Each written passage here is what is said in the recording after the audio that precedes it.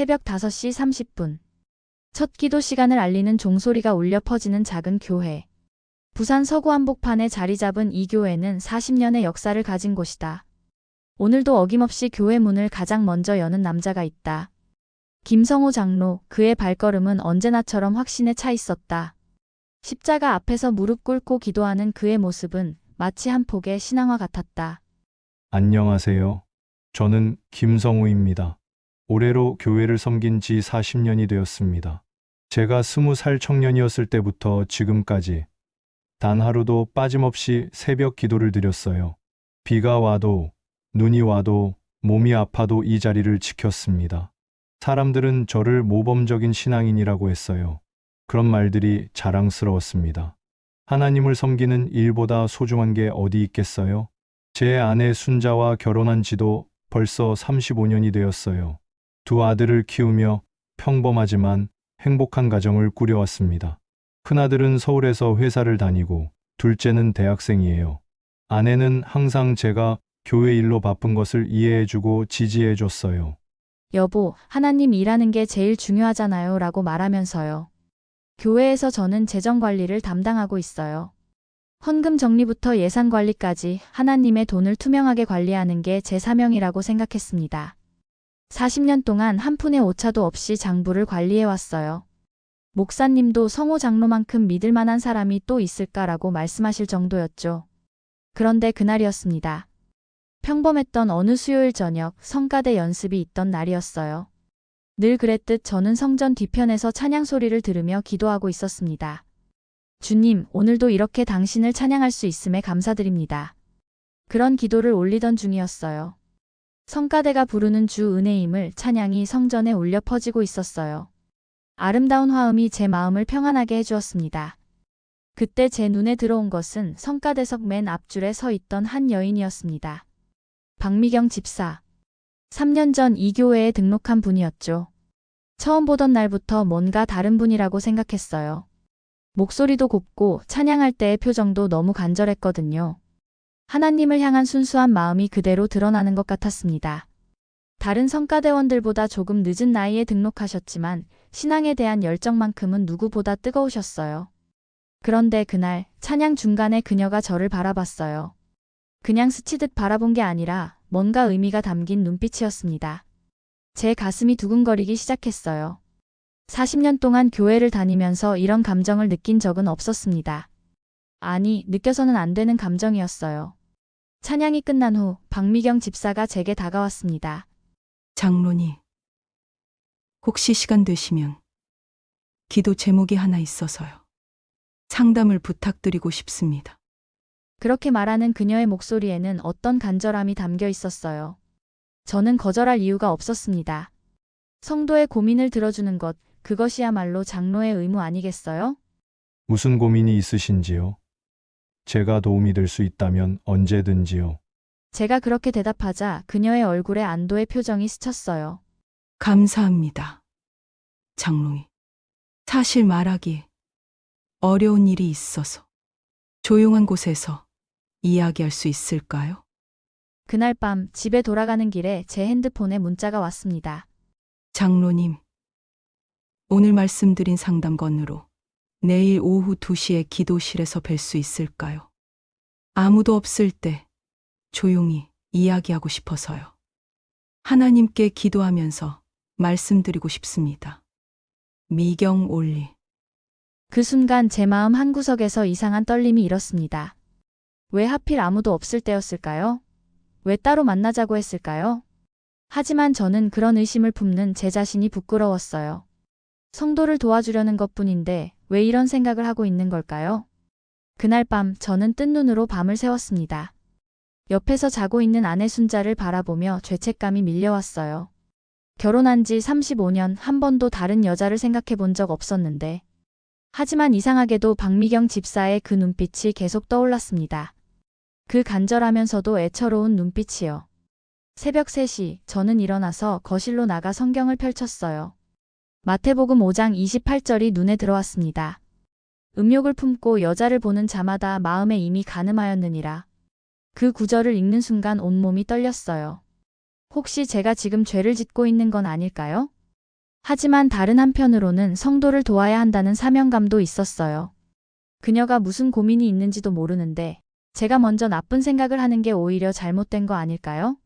저는 혼란스러웠습니다. 이 모든 파국의 시작은 정말 단 하나의 문자 메시지였습니다. 그때는 몰랐어요. 그 문자 한 통이 제 40년 신앙을, 제 가정을, 그리고 우리 교회 전체를 돌이킬 수 없는 어둠으로 몰아넣을 줄은. 만약 그때 그 문자에 답하지 않았다면 아니면 목사님께 먼저 상의했다면 어땠을까요? 하지만 이미 늦었어요. 저는 그 문자에 네, 내일 2시에 뵙겠습니다 라고 답장을 보냈으니까요. 그 다음날 오후 2시. 교회는 고요했다. 평일 오후의 교회는 언제나 조용하지만 오늘의 고요함은 왠지 다른 느낌이었다. 오직 기도실에서만 작은 속삭임이 들려올 뿐이었다. 사람들은 그곳에서 간절한 기도 소리가 흘러나온다고 생각했다. 하지만 진실은 달랐다.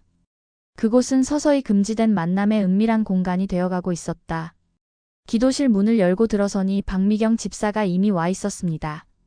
무릎을 꿇고 기도하는 모습이 너무 경건해 보였어요. 오후 햇살이 창문을 통해 들어와 그녀의 옆모습을 은은하게 비추고 있었습니다. 저도 자연스럽게 옆자리에 무릎을 꿇었습니다. 장로님, 와주셔서 감사합니다. 그녀가 작은 목소리로 말했어요.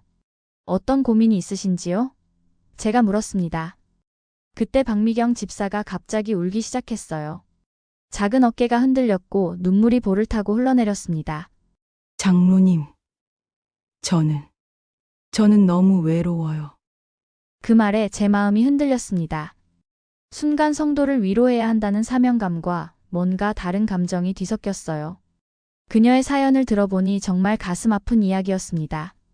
남편은 3년 전 사업에 실패한 후 술에 빠져 집에 들어오지도 않고 고등학생인 아들은 엄마를 무시하며 반항만 일삼는다고 했어요. 제가 이 교회에 나온 것 하나님께 매달리고 싶어서였어요. 그런데 집에 가면 너무 절망스러워서 때로는 죽고 싶다는 생각까지 들어요. 저는 그 말을 듣고 충격을 받았어요. 이렇게 아름다운 신앙을 가진 분이 그런 고통 속에서 살고 계셨다니. 저는 그녀의 손에 제 손을 올렸습니다. 집사님, 하나님께서 분명히 길을 열어주실 거예요. 제가 함께 기도해 드릴게요. 그런데 그 순간 그녀가 제 손을 꽉 잡았어요. 따뜻한 온기가 전해졌습니다. 40년 동안 느껴보지 못한 어떤 전율이었어요. 장로님의 손이 이렇게 따뜻하다니. 정말 오랜만에 느껴보는 온기예요. 그녀가 속삭이듯 말했어요. 장로님만이라도 제 편이 되어주세요. 제가 의지할 사람은 정말 장로님밖에 없어요. 그렇게 간절하게 부탁하는 그녀를 어떻게 외면할 수 있었겠어요? 저는 목사님도 아니고 전문 상담사도 아니었지만 그래도 40년 신앙의 경험으로 도움을 주고 싶었어요. 집사님, 걱정하지 마세요. 제가 도와드릴 수 있는 건 뭐든 도와드릴게요. 하나님께서 집사님을 통해 저에게 섬김의 기회를 주신 것 같아요. 제가 그렇게 말하자 그녀가 더욱 눈물을 흘렸어요. 장로님, 정말 감사해요. 이렇게 따뜻하게 대해주시는 분은 처음이에요. 그날 우리는 1시간 넘게 기도실에 있었어요. 처음에는 정말 기도를 함께 드렸습니다. 그녀의 가정을 위해서, 남편을 위해서, 아들을 위해서 간절히 기도했어요. 하지만 기도가 끝난 후에도 우리는 그 자리에 앉아 이야기를 계속했습니다. 장로님은 어떻게 이렇게 오랫동안 신앙을 지키셨어요? 저는 요즘 하나님이 정말 계신지 의심될 때가 있어요. 그녀의 질문에 저는 제 신앙 여정을 들려주었어요. 청년 시절의 방황부터 결혼 후 안정된 신앙생활까지. 그날 이후 우리는 매주 화요일과 금요일 기도실에서 만났습니다. 처음에는 정말 기도와 상담이 목적이었어요. 그녀의 가정 문제, 신앙 고민, 앞으로의 계획들을 함께 나누고 기도했습니다. 저는 성경 구절을 들어가며 위로의 말을 전했고 그녀는 제 말을 열심히 들어주었어요. 하지만 시간이 지날수록 우리의 대화는 점점 개인적인 영역으로 들어갔어요. 그녀는 제 과거 이야기에 관심을 보였고 저도 모르게 아내와의 관계에 대한 이야기까지 하게 되었습니다. 장로님은 어떻게 40년 동안 한 분만 사랑하며 사셨어요? 요즘 사람들은 금방 갈라서는데 그녀가 물었을 때 저는 당황했습니다. 그냥 사랑이란 게 원래 그런 거 아닌가요? 라고 대답했지만 사실 제 마음속에서는 뭔가 흔들리고 있었어요. 저는 남편과 결혼한 지 20년 동안 한 번도 진정한 사랑을 받은 적이 없는 것 같아요. 처음엔 사랑인 줄 알았는데 지금 생각해보니 그냥 습관이었던 것 같아요. 그녀의 고백이 제 가슴을 아프게 했어요. 한 달쯤 지났을까요? 어느 날 박미경 집사가 장로님, 제가 이상한 말씀 드려도 될까요? 라고 했어요. 기도실은 조용했고 오후에 햇살이 스테인드 글라스를 통해 들어와 우리 사이를 물들이고 있었어요. 그리고는 저 장로님께 마음이 있는 것 같아요. 이런 고백을 해도 되는 건지 모르겠지만 장로님과 이야기하는 시간이 제 인생에서 가장 행복한 순간이에요. 그 순간 제 세상이 멈춘 것 같았습니다. 40년 신앙인으로서, 35년 남편으로서 저는 그 고백을 단호히 거절해야 했어요. 하지만 제 입에서는 다른 말이 나왔습니다. 집사님, 저도 마음이 흔들립니다. 이런 감정을 느끼는 제 자신이 부끄럽지만 솔직히 집사님과 함께하는 시간이 너무 소중해요. 기도실 창문 너머로 석양이 붉게 물들고 있었어요. 그 붉은 빛이 마치 경고하는 것 같았지만 우리는 이미 돌이킬 수 없는 선을 넘고 있었습니다. 그리고 아무도 그녀가 이 모든 일의 진짜 주인공이었다는 걸 그때는 전혀 몰랐어요. 집으로 돌아가는 길, 김성호의 발걸음은 무거웠다. 평소 같으면 15분이면 갈 수 있는 거리를 오늘은 30분이나 걸어서 갔다. 마음의 정리가 필요했다. 현관문을 열고 들어서니 아내 순자가 저녁 준비를 하고 있었다. 35년을 함께한 아내 앞에서 그는 처음으로 죄책감이라는 무거운 감정을 느꼈다. 십자가 아래서 무릎 꿇던 그 경건한 남자는 이제 어디에도 없었다. 여보, 오늘 좀 늦었네요? 순자가 앞치마를 메고 웃으며 말했어요. 그 평범한 인사가 오늘은 왜 이렇게 무겁게 느껴지는지 몰랐습니다. 교회 일이 좀 있어서. 거짓말이었어요. 40년 신앙생활에서 처음 하는 거짓말이었습니다. 저는 화장실에 들어가 거울을 봤어요. 그 안에 비친 제 모습이 낯설었습니다. 이 사람이 정말 김성호 장로인가? 40년 동안 한결같이 하나님을 섬겨온 그 사람이 맞나? 찬물로 얼굴을 씻으며 정신을 차리려고 했지만 박미경 집사의 마지막 말이 계속 귓가에 맴돌았어요. 장로님, 내일도 만날 수 있죠? 저녁 식탁에서 순자가 말했습니다. 여보, 요즘 많이 피곤해 보여요. 교회 일이 너무 많은 거 아니에요? 건강이 첫째인데? 그 따뜻한 걱정이 제 가슴을 더욱 아프게 했어요. 이런 아내를 두고 어떻게 다른 여자를 생각할 수 있단 말인가요? 순자는 저와 함께 20살에 만나 결혼한 첫사랑이었어요.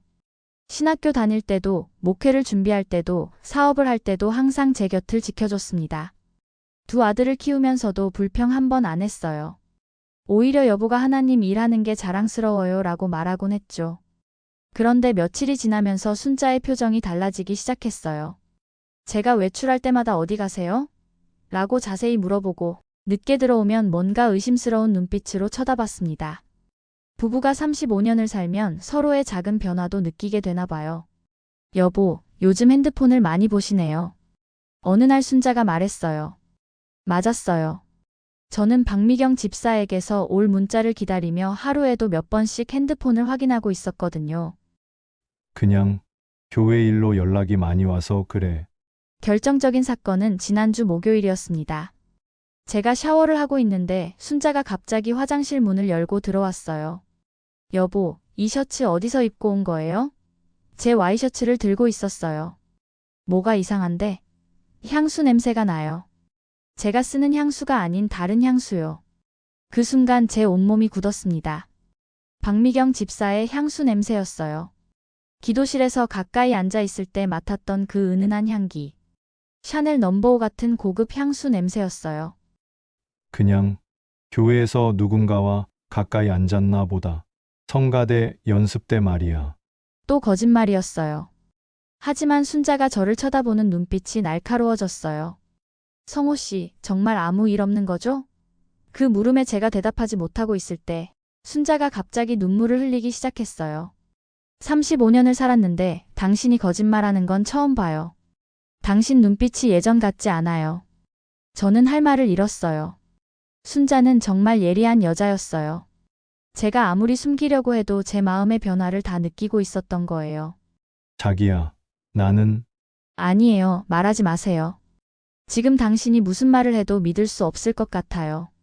그날 밤 저는 잠을 이룰 수 없었습니다. 옆에서 등을 돌리고 누워있는 순자를 바라보며 생각했어요. 이 여자는 20살 때부터 제 곁에 있었어요. 제가 신학을 공부할 때도, 사업이 어려울 때도, 아이들 키우느라 힘들 때도 항상 곁에 있어줬습니다. 불평 한 번 없이 묵묵히 저를 지켜준 사람이에요. 제가 목회를 포기하고 사업을 시작했을 때도 순자는 반대하지 않았어요. 여보가 결정한 거면 나도 따를게요 라고 했죠. 사업이 잘 안 될 때도 괜찮아요. 하나님이 길을 열어주실 거예요 라고 위로해줬어요. 그런데 제가 지금 뭘 하고 있는 건가요? 하나님 앞에서 맹세한 결혼 서약을 어기고 35년 동안 저를 믿고 따라준 아내를 배신하고 있는 거예요. 그렇게 생각하니 너무 부끄러웠어요. 하지만 박미경 집사를 생각하면 마음이 또 흔들렸습니다. 며칠 후 더 결정적인 사건이 벌어졌어요. 제가 기도실에서 돌아와 현관에서 신발을 벗고 있는데 순자가 갑자기 나타났어요. 여보, 잠깐만요.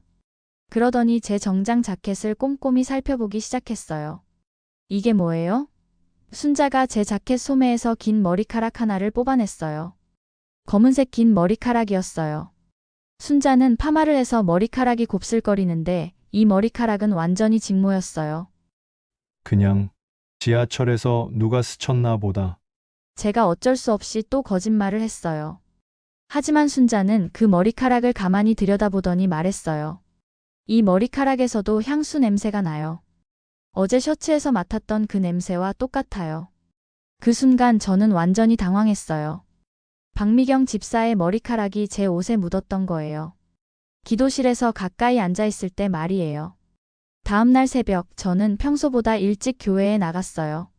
십자가 앞에서 무릎 꿇고 회개 기도를 드렸습니다. 하나님, 제가 죄를 지었습니다. 이 마음을 정화시켜 주세요. 순자를 배신하려는 게 아니었어요.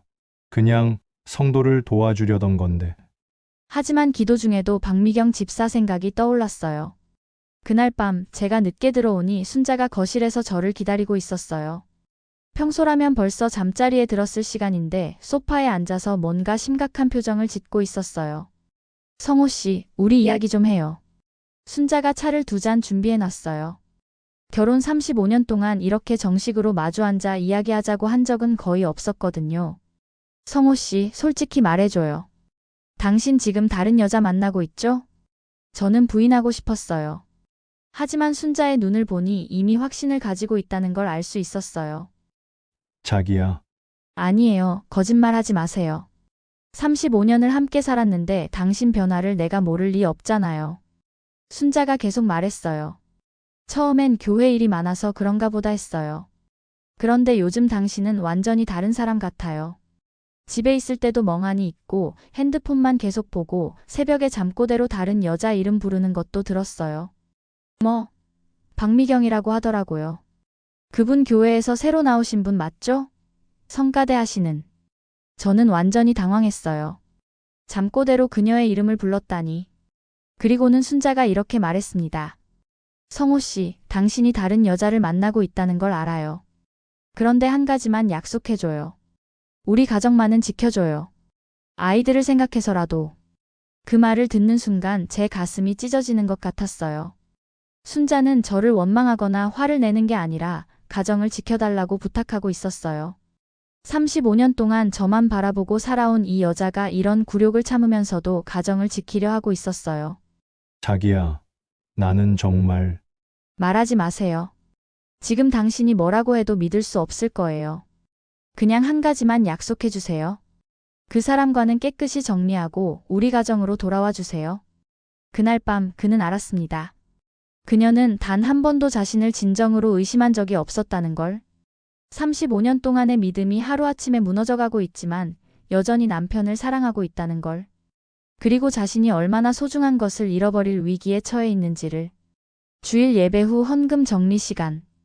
김성호 장로는 늘 그랬듯 교회 사무실에서 헌금 봉투들을 하나씩 열어보며 장부에 기록하고 있었다. 교회 재정을 투명하게 관리하는 것, 그것이 40년 동안 그가 맡아온 소중한 직분이었다. 하지만 오늘 그의 손이 떨렸다. 한 봉투에서 나온 것은 상상도 못한 거액의 수표였다. 그리고 그 수표에 적힌 이름을 보는 순간 그는 더 큰 혼란에 빠지게 되었다. 이게 뭐지? 저는 헌금 봉투를 다시 한번 들여다봤어요. 박미경 집사의 이름이 또박또박 적힌 봉투에서 500만 원짜리 수표가 나온 거예요. 평소 그녀의 헌금은 5만 원 정도였는데 갑자기 100배가 넘는 금액을 수표 뒷면에는 감사의 마음으로라고 정성스럽게 적혀 있었어요. 뭔가 이상했습니다. 박미경 집사는 항상 가정 형편이 어렵다고 했거든요. 남편이 사업에 실패했고 아들 학비도 빠듯하다고 했는데 이런 거액을 어떻게 헌금할 수 있단 말인가요? 저는 수표를 자세히 들여다봤어요. 발행인 이름을 보니 더욱 놀랐습니다. 박미경이 아니라 박정훈이었어요. 그 이름이 왜 익숙하지 싶어서 생각해보니 우리 교회에서 3년 전 건축위원장을 맡았던 분이었어요. 그때 건축 헌금을 많이 내신 분으로 기억하는데 박미경 집사와는 어떤 관계일까요? 설마 친척? 아니면 저는 교회 등록 파일을 뒤져봤어요. 박정훈 집사님의 기록을 찾아보니 3년 전까지는 열심히 교회를 다니셨는데 갑자기 나오지 않게 되었더라고요. 당시 건축위원장으로 수고하시다가 개인 사정으로 다른 지역으로 이사를 간다고 하시면서 교회를 떠나셨어요. 그런데 이상한 점이 또 있었어요. 박정훈 집사님의 등록 당시 주소와 박미경 집사님의 현재 주소가 같은 동네였어요. 우연의 일치치곤 너무 구체적이었습니다. 다음 날 저는 박미경 집사에게 조심스럽게 물어봤어요. 집사님, 어제 헌금이 좀 많던데 혹시 특별한 일이라도 있으셨나요? 그러자 그녀의 표정이 순간 굳어졌어요. 평소의 밝은 미소가 사라지고 뭔가 당황하는 기색이 역력했어요. 아, 그게. 제가 얼마 전에 교통사고 합의금을 받았어요. 큰 사고는 아니었지만 보험금이 나와서요. 그래서 하나님께 감사 헌금을 드리고 싶었어요. 그녀가 설명했지만 목소리에 확신이 없었어요. 그런데 수표 발행인이 박정훈 씨더라고요. 혹시 아시는 분인가요? 제가 물어보니 그녀가 더욱 당황했어요. 잠시 침묵이 그른 후. 아, 그분은 제 사촌 오빠예요. 제가 직접 수표를 만들 시간이 없어서 부탁드렸어요. 하지만 저는 박정훈 집사를 기억하고 있었어요. 그분은 건축위원장으로 활동할 때 자주 대화를 나눴는데 독신이라고 하셨거든요. 가족이 없어서 교회가 제 가족 같아요 라고 말씀하셨는데 박미경 집사가 사촌이라니 뭔가 말이 안 맞았어요. 그날 밤 저는 교회 등록부를 더 자세히 뒤져봤어요. 박미경 집사의 가족관계를 확인해보고 싶었거든요. 그런데 놀라운 사실을 발견했습니다. 그녀의 등록 당시 긴급연락처에 박정훈 씨 전화번호가 적혀 있었어요. 그런데 관계란에는 남편이라고 되어 있었습니다. 남편? 그런데 왜 성씨가 다를까요? 그리고 왜 그녀는 남편이 사업에 실패해서 집에 안 들어온다고 했을까요? 저는 점점 혼란스러워졌어요. 도대체 박미경 집사의 정체가 뭘까요? 저는 박정훈 집사님의 과거 기록을 더 찾아봤어요. 그분이 건축위원장을 할 때 제출했던 서류들을 보니 사업을 하시는 분이었어요. 건설 관련 회사를 운영하셨는데 꽤 규모가 있는 회사였더라고요. 그런 분이 왜 갑자기 교회를 떠났을까요? 이틀 후 더 충격적인 일이 벌어졌습니다. 박정훈 집사가 갑자기 교회에 나타난 거예요. 3년 동안 보지 못했던 분이었는데 목사님을 만나러 왔다고 했어요. 저는 궁금해서 목사님 사무실 근처에서 몰래 그들의 대화를 엿들었습니다. 목사님, 제 아내가 이 교회에 다니고 있다고 해서 왔습니다. 박미경이라고 하는데 혹시 아시나요? 그 말을 듣는 순간 제 심장이 멎는 줄 알았어요. 박정훈 씨가 박미경 집사의 남편이었다니. 목사님이 대답하셨어요. 아, 박미경 집사님 말씀이시군요. 아주 열심히 교회 생활을 하고 계십니다. 성가대도 하시고 기도도 열심히 하시고. 그렇군요. 사실 저희 부부가 좀 갈등이 있어서 3년째 따로 살고 있거든요. 그래서 아내가 다른 이름으로 등록했나 봅니다. 다른 이름? 그럼 박미경이 가명이라는 뜻인가요? 저는 더욱 혼란스러워졌어요. 그동안 제가 알고 있던 그녀는 도대체 누구였던 걸까요? 왜 거짓 신분으로 교회에 나왔을까요? 박정훈 씨가 계속 말했어요. 사실 아내가 3년 전 정신적으로 많이 힘들어했거든요. 제 사업이 어려워지면서 부부 관계도 악화되고 그때 아내가 갑자기 집을 나갔어요. 그 후로 연락이 끊어졌는데 최근에 이 교회에 다닌다는 걸 알게 되었습니다.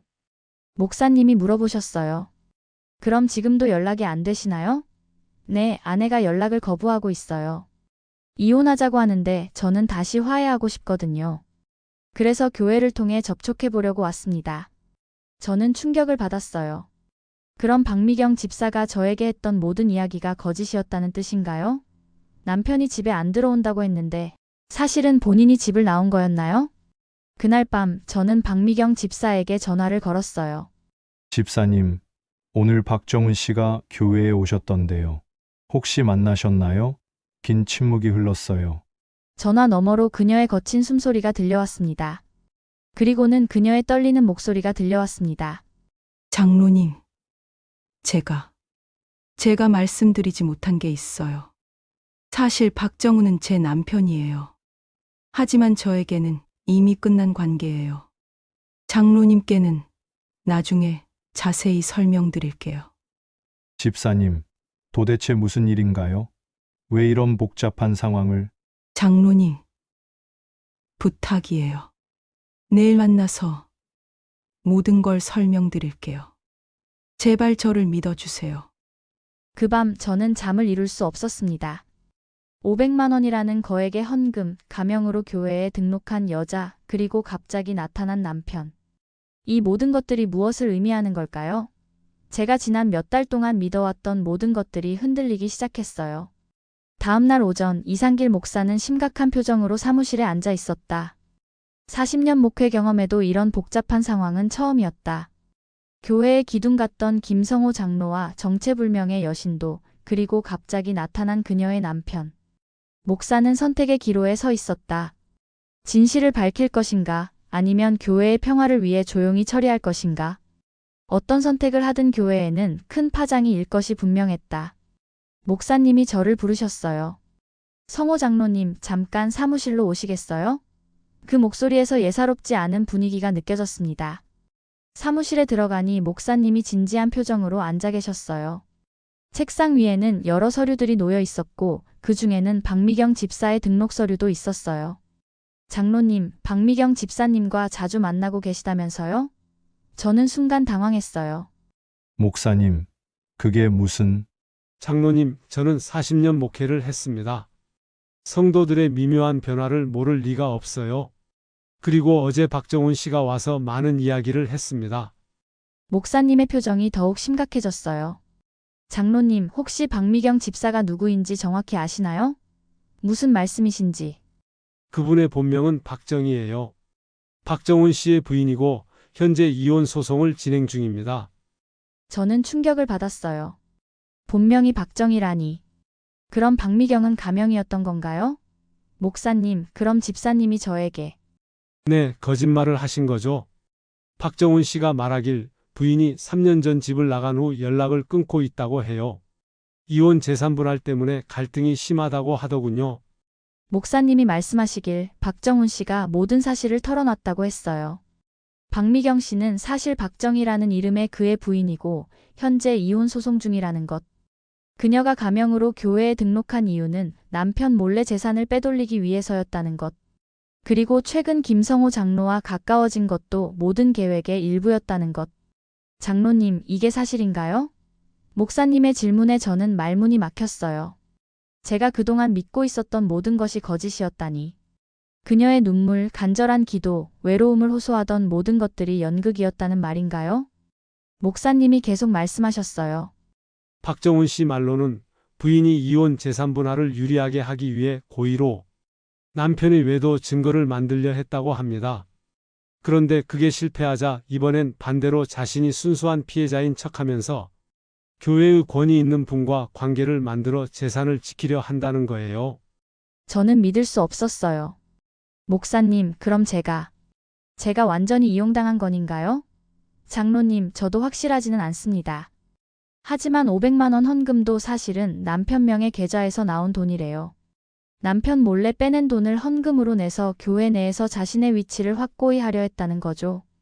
그 순간 제 머릿속이 하얘졌어요. 그동안 제가 느꼈던 모든 감정들이 한순간에 무너져 내렸습니다. 그녀의 따뜻한 손길, 간절한 눈빛, 외로움을 호소하던 목소리. 그 모든 것이 거짓이었다니요. 목사님이 한숨을 쉬며 말씀하셨어요. 장로님, 지금 우리에게는 두 가지 선택이 있습니다. 이 모든 사실을 교회에 공개하느냐, 아니면 조용히 처리하느냐? 어떻게 생각하세요? 저는 복잡한 심정이었어요. 한편으론 진실이 밝혀져야 한다고 생각했지만 다른 한편으론 40년 쌓아온 제 명성이 무너질까 봐 두려웠어요. 목사님, 저는 어떻게 해야 할지 모르겠습니다. 장로님, 사실 박정훈 씨가 한 가지 더 말한 게 있어요. 목사님의 표정이 더욱 심각해졌습니다. 부인이 만약 자신의 계획이 실패하면 교회를 상대로 허위 성추행 고발을 하겠다고 협박했다는 거예요. 장로님을 가해자로 만들어서라도 자신이 피해자가 되겠다는 뜻이죠. 그 말을 들은 순간 제 온몸에 소름이 돋았어요. 이 모든 것이 처음부터 계획된 일이었다는 뜻인가요? 제가 그렇게 순진하게 넘어간 거였나요? 목사님, 그럼 처음부터 저는 그럴 가능성이 높아 보입니다. 장로님의 인품과 교회 내 위치를 정확히 파악하고 접근한 것 같아요. 목사님이 결정을 내리셨어요. 장로님, 우리는 이 일을 조용히 처리해야겠어요. 교회 전체가 흔들릴 수는 없잖아요. 박미경, 아니 박정희 씨에게는 조용히 교회를 떠나도록 하고 이 일은 우리끼리만 알고 있어야겠어요. 하지만 목사님, 다른 성도들은 어떻게? 성도들에게는 개인 사정으로 다른 교회로 옮긴다고 하면 됩니다. 장로님도 당분간 그분과 연락을 끊으세요. 이 이상 문제가 커지면 안 됩니다. 저는 목사님의 판단에 따르기로 했어요. 하지만 마음 한구석에서는 뭔가 석연치 않은 기분이 들었어요. 이렇게 덮어버리는 게 과연 옳은 일일까요? 하지만 교회의 평화를 위해서는 어쩔 수 없는 선택이었어요. 목사님, 그럼 제가 박미경 집사에게 아니요, 장로님은 아무것도 하지 마세요. 제가 직접 처리하겠습니다. 장로님은 그냥 자연스럽게 연락을 끊으시면 돼요. 하지만 목사님의 결정은 예상치 못한 파국을 불러왔습니다. 조용히 처리하려던 그 결정이 오히려 더 큰 폭풍의 시작이 될 줄 그때는 아무도 몰랐어요. 진실을 덮으려는 시도가 도리어 더 큰 의혹을 불러일으키게 될 줄은 상상도 못했죠. 목사의 결정 이후 일주일. 교회는 겉보기엔 평온했지만 수면 아래서는 거대한 파도가 일고 있었다. 박미경 집사가 갑자기 교회에 나오지 않게 되자 성가대원들과 가까웠던 성도들 사이에서 수군거림이 시작되었다. 그리고 누군가의 입을 통해 금지된 이야기들이 조금씩 새어나오기 시작했다. 40년 역사의 교회가 하나의 소문으로 인해 두 개의 진영으로 나뉘어가고 있었다. 박미경 집사님이 왜 갑자기 안 나오시는 거지? 성가대 연습 시간에 김순희 집사가 물었어요. 지난주까지만 해도 열심히 나오셨는데 아무 말도 없이 사라지시다니. 사실 저도 궁금했어요. 목사님이 조용히 처리하겠다고 하셨는데 도대체 어떻게 처리하신 건지. 성가대 지휘자인 이은영 집사가 대답했어요. 목사님께서 개인 사정으로 다른 교회로 옮기신다고 하셨어요. 갑작스러운 일이라고 하시더라고요. 하지만 성가대원들은 납득하지 못하는 표정이었어요. 그래도 인사 한마디 없이 가시다니. 평소 그런 분 같지 않은데. 조미숙 집사가 말했어요. 지난주에 만났을 때도 별다른 얘기 안 하셨는데. 며칠 후 더 충격적인 소식이 들려왔어요. 교회 앞 카페에서 박미경 집사가 몇몇 성도들에게 자신의 억울한 사연을 털어놓고 있다는 거였어요. 물론 자신에게 유리한 버전으로 각색해서 말이죠. 성가대 소프라노 박선영 집사가 저에게 와서 말했어요. 장로님, 큰일 났어요. 박미경 집사님이 카페에서 몇 분들이랑 얘기하는 걸 봤는데 뭔가 심상치 않더라고요. 울면서 얘기하시던데. 이춘자 권사가 저에게 와서 말했어요. 장로님, 박미경 집사가 장로님과 목사님이 자신을 교회에서 쫓아냈다고 하던데 무슨 일이 있었나요? 그분이 무슨 잘못을 했다는 거예요? 저는 당황해서 제대로 대답하지 못했어요. 그냥 개인적인 사정이 있어서 그런 것 같은데요. 하지만 소문은 눈덩이처럼 커져갔어요. 박미경 집사 편에 선 사람들은 순수한 신앙인이 권력 있는 사람들에게 당했다고 말했고, 반대편 사람들은 분명 뭔가 숨겨진 진실이 있을 것이라고 수군거렸어요. 특히 젊은 성도들의 반응이 강했어요. 대학생 김민지 집사가 말했어요. 요즘 교회가 이상해요. 왜 모든 걸 비밀로 처리하려고 하죠? 투명하지 못한 것 같아요. 청년부장 이준호 씨도 박미경 집사님은 정말 좋은 분이었는데 갑자기 사라지시다니 이해할 수 없어요 라고 했어요. 상황이 더욱 악화된 것은 박정훈 씨가 다시 교회에 나타났을 때였어요. 이번에는 주일 예배에 참석한 거였어요. 예배가 끝난 후 교인들이 친교 시간을 갖고 있을 때 그는 갑자기 성도들 앞에서 큰 소리로 말했어요. 여러분, 제 아내가 이 교회에서 어떤 일을 당했는지 아세요? 김성호 장로와 이상길 목사가 결탁해서 무고한 여자를 모함했어요. 그의 목소리가 교회 로비 전체에 울려 퍼졌어요. 교회 로비가 순식간에 아수라장이 되었어요.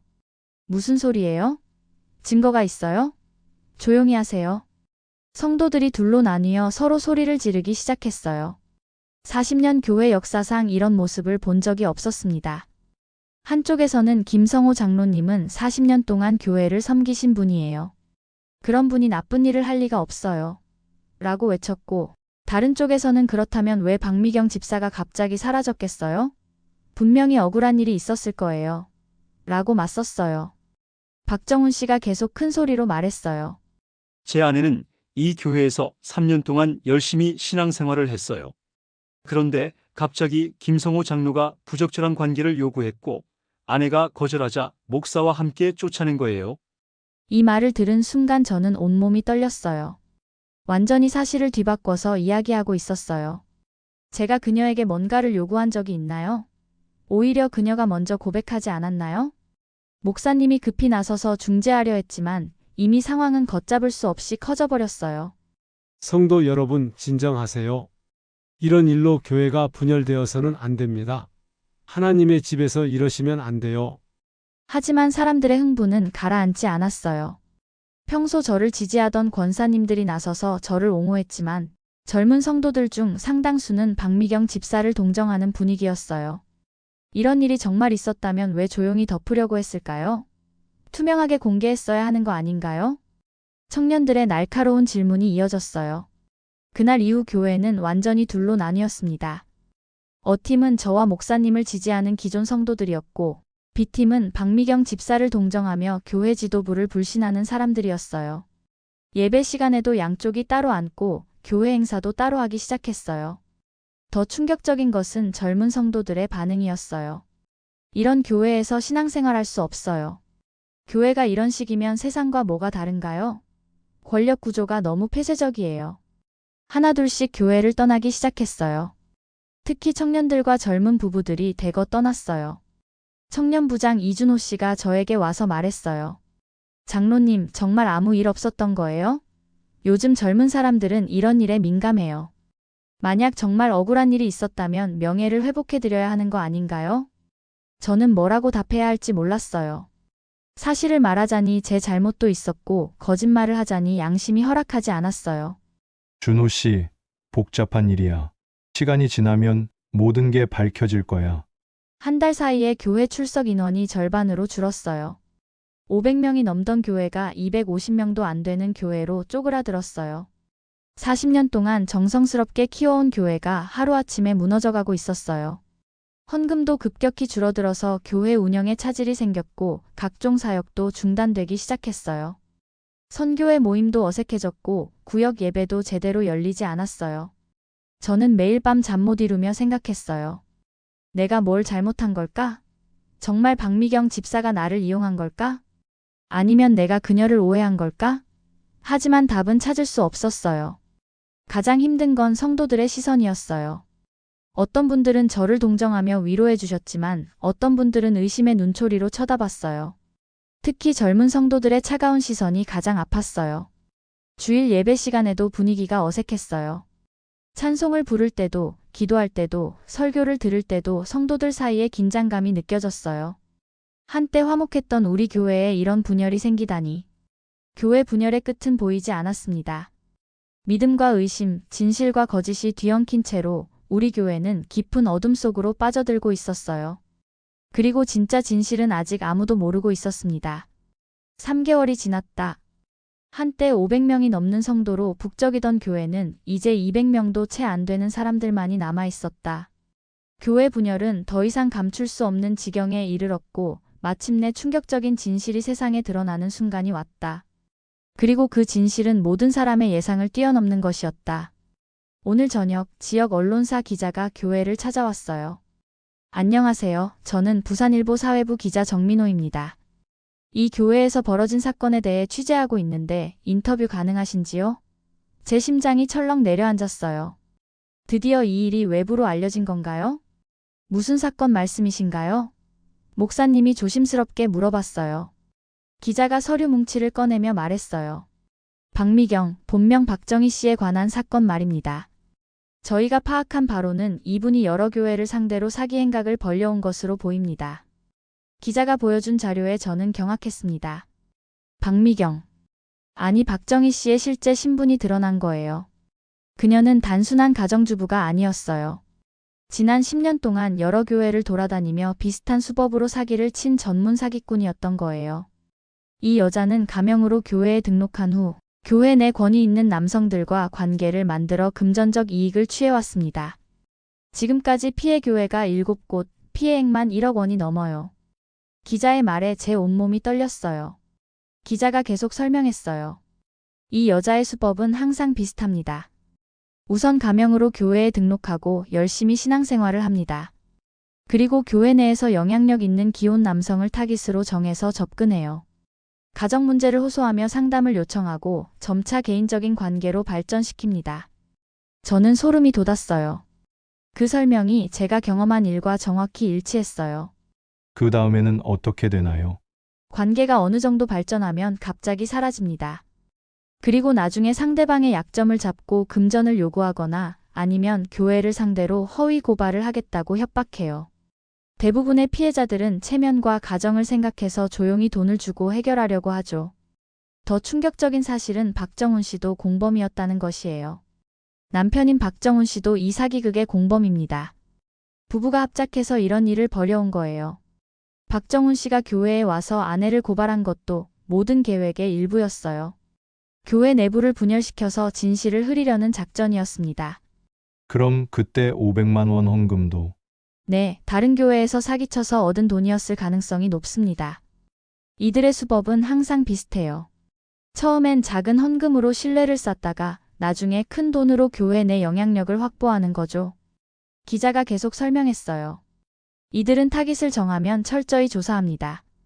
김성호 장로님의 경우도 40년 성실한 신앙생활, 교회 내 영향력, 가정적인 남자라는 점 등을 미리 파악하고 접근했을 거예요. 그리고 장로님의 성격상 성도를 도와주려는 마음이 강할 거라는 것도 계산했을 겁니다. 그 순간 제 지난 3개월이 주마등처럼 스쳐 지나갔어요. 그녀의 간절한 눈빛, 떨리는 목소리, 따뜻한 손길. 모든 것이 연기였다니요. 저는 완전히 속은 바보였던 거예요. 장로님, 인터뷰해 주실 수 있나요? 이런 사기꾼들의 실체를 알려서 다른 피해자가 생기지 않도록 해야 하지 않겠어요?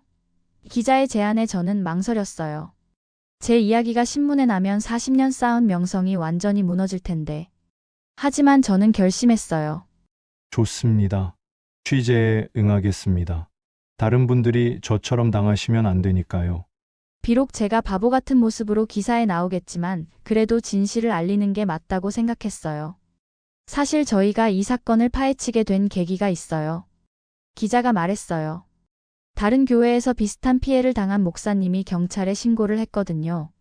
그 과정에서 박정희 씨의 과거 행적이 모두 드러났어요. 목사님이 물어봤어요. 그럼 지금 경찰 수사가 진행되고 있는 건가요? 네, 사기죄와 공갈죄로 수사 중입니다. 하지만 이미 부산을 떠난 것으로 보여요. 기사가 나간 후 반응은 폭발적이었어요.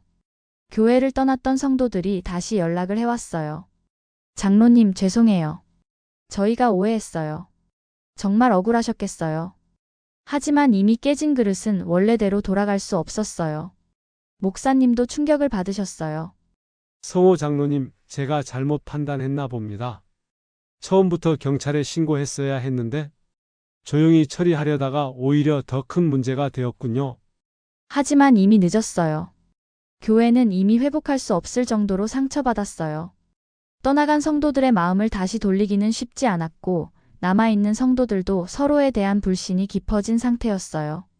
가장 충격적인 것은 박미경 집사가 이미 부산을 떠났다는 사실이었어요. 사기가 발각되자 남편과 함께 야반 도주한 거죠. 경찰이 수사에 나섰지만 이미 흔적을 감춘 후였어요. 그날 밤 저는 무너져가는 교회 십자가를 바라보며 생각했어요. 40년 동안 믿어온 모든 것들이 한순간에 무너져 내렸어요. 그리고 아무도 그녀가 이 모든 복수극의 주인공이었다는 걸 이제서야 알게 되었어요. 사건이 언론에 보도된 지 한 달. 교회는 폐쇄 위기에 몰렸다. 진실이 밝혀졌음에도 불구하고 상처는 쉽게 아물지 않았다.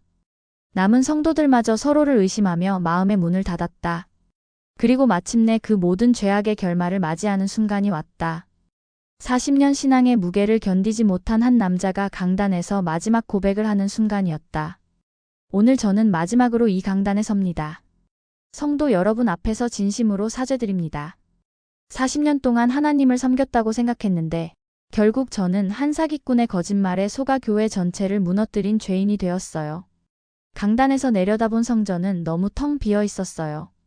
한때 500명이 넘게 앉았던 자리에 이제는 80명도 채 안 되는 사람들만 앉아 있었어요. 대부분 연세가 많으신 분들이었고 젊은 세대는 거의 보이지 않았어요. 그분들의 눈빛에서 실망과 분노 그리고 연민이 동시에 느껴졌습니다. 저는 40년 동안 교회를 사랑했다고 생각했어요.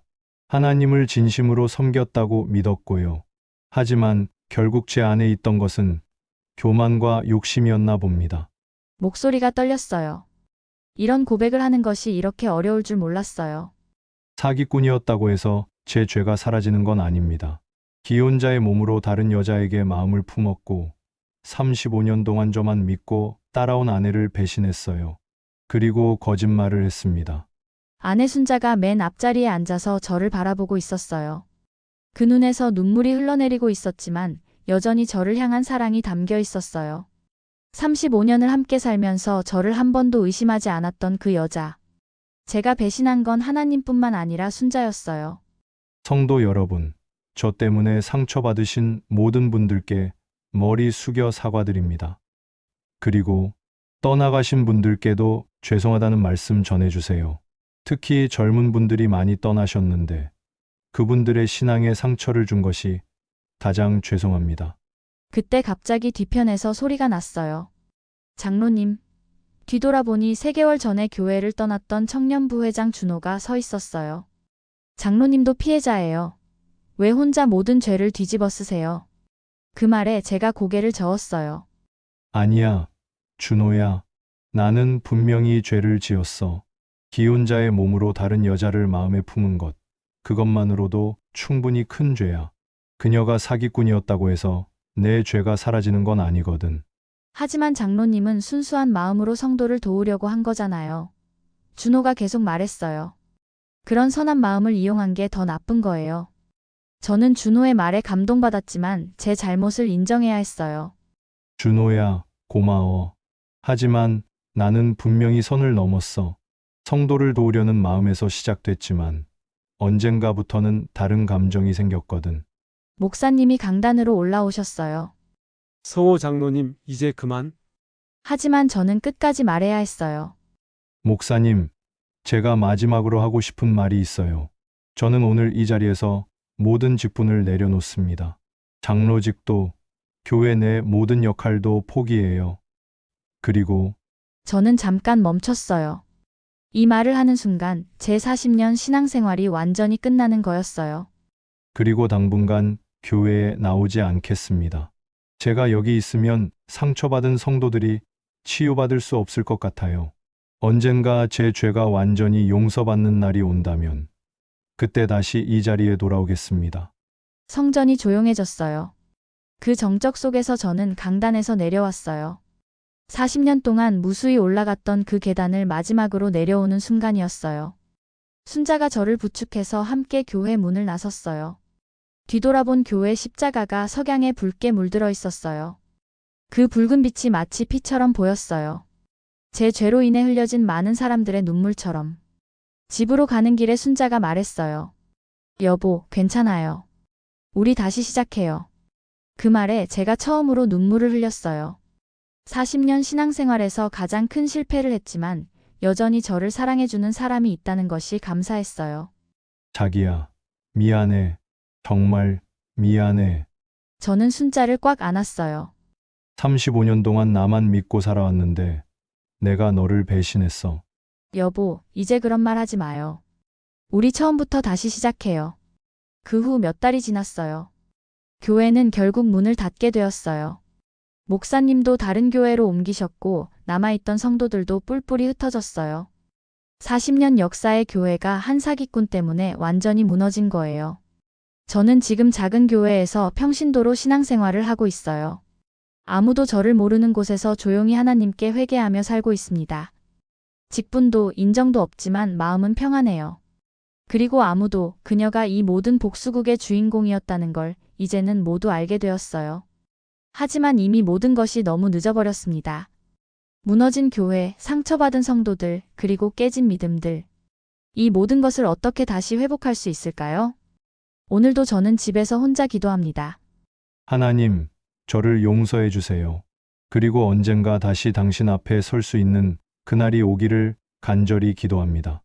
십자가 아래서 무릎 꿇던 그 남자는 이제 없지만 회개하는 마음만은 여전히 남아 있습니다. 끝까지 함께 해주셔서 감사합니다. 구독과 좋아요는 큰 힘이 됩니다.